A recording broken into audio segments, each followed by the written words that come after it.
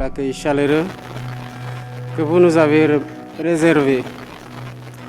Je me réjouis de vous rendre visite pour poursuivre et renforcer avec vous les relations solides d'amitié, cordiales et de coopération conviviale entre le Sénégal et la Turquie. Notre coopération est riche et porte sur divers secteurs importants tels que les infrastructures, la défense, la santé, l'agriculture, l'eau, l'éducation, l'énergie et les hydrocarbures, le sport, le tourisme, l'économie et le commerce. Le succès de cette coopération est illustré par la réalisation de projets phares au Sénégal, surtout en matière de construction d'infrastructures de qualité par des entreprises turques. Nos échanges commerciaux ont connu une importante progression, mais nous pouvons certainement faire plus. C'est pourquoi j'ai dit au président Erdogan mon souhait de diversification de notre partenariat en l'étendant à d'autres secteurs au-delà de la construction. J'encourage particulièrement nos secteurs privés à renforcer leur collaboration au-delà de la fourniture de produits, de la prestation de services ou de la sous-traitance en développant des joint ventures qui s'inscrivent dans la durée.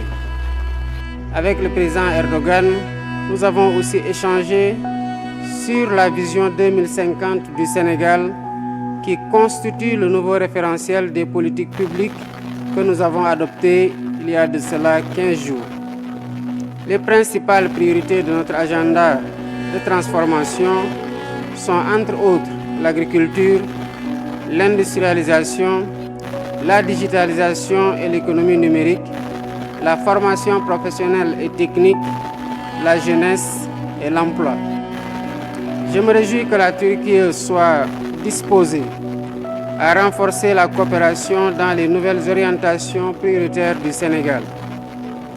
Je dois remercier ici le président Erdogan pour l'accueil et l'intégration des Sénégalais établis en Turquie et les mesures de bienveillance qu'il vient de renouveler à leur endroit. Au plan multilatéral, nous avons fait un tour d'horizon de l'actualité internationale.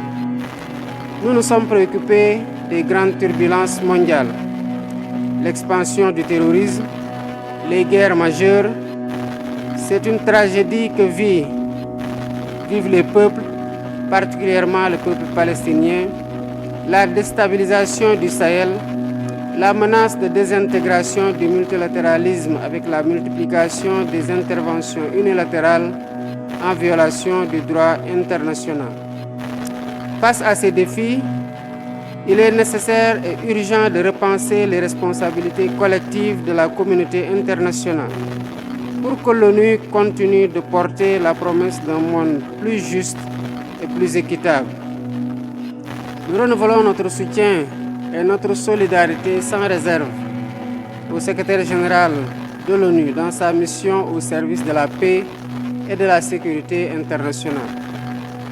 Avec le président, nous avons aussi appelé à plus d'actions au Sahel pour éradiquer le terrorisme et restaurer la paix et la stabilité. Nous ne pouvons non plus accepter que la région soit transformée en théâtre d'affrontements entre puissances étrangères rivales.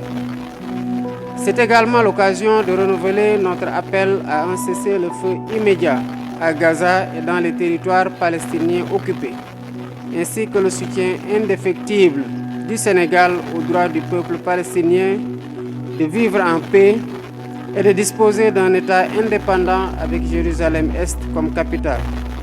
Enfin, il faut impérativement sauvegarder et renforcer le multilatéralisme comme cadre d'action pour la paix et la sécurité mondiale.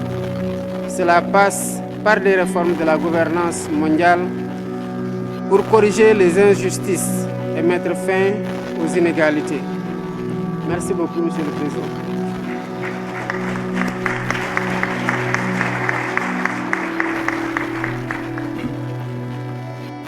Saygıdeğer davetliler, şimdi basın mensuplarından 2 soru alacağız.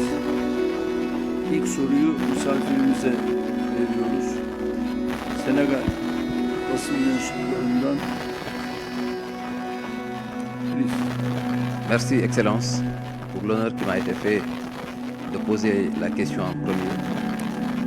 Le Sénégal vient donc de lancer, il y a 2 semaines, son référentiel de politique publique, intitulé donc Programme de transformation Sénégal 2050. Comment la Turquie compte-t-elle accompagner le Sénégal dans la mise en œuvre de cette vision incarnée par votre homologue ici présent, où les priorités ont été bien définies? Si vous le permettez, dans la même lancée, au président de la République, Bassirou Diomaye Faye, Excellence, vous inscrivez votre action dans la dynamique de renforcement de la coopération bilatérale avec la Turquie. Quels sont les secteurs justement stratégiques que vous avez identifiés pour porter à un niveau beaucoup plus élevé cette coopération entre Dakar et Ankara? Merci beaucoup.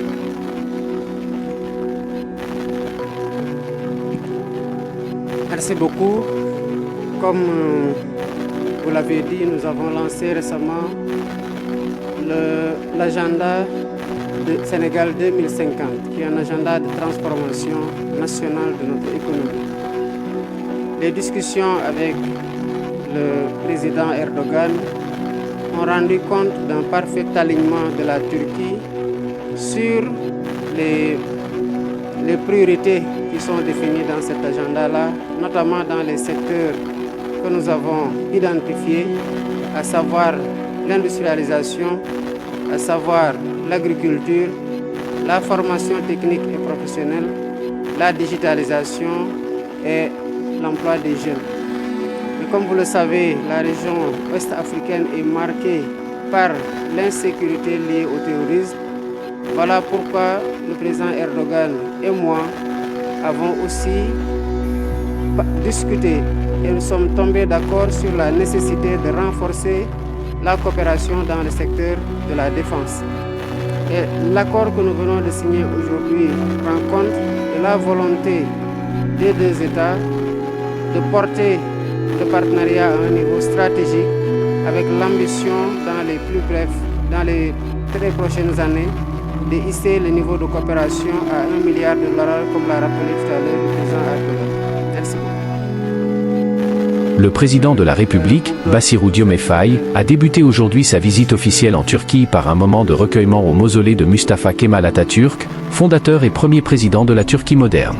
Cet acte symbolique rend hommage aux valeurs de progrès et de souveraineté qui unissent le Sénégal et la Turquie. À la suite de sa visite au mausolée de Mustafa Kemal Atatürk, père fondateur de la République turque, son Excellence le président Bassirou Diomaye Faye a été accueilli avec les honneurs au palais présidentiel d'Ankara, où il a rencontré le président Recep Tayyip Erdogan pour une réunion en tête-à-tête. Les 2 dirigeants ont signé un protocole d'accord établissant un conseil stratégique de haut niveau, visant à doubler le volume des échanges commerciaux entre le Sénégal et, en voir plus,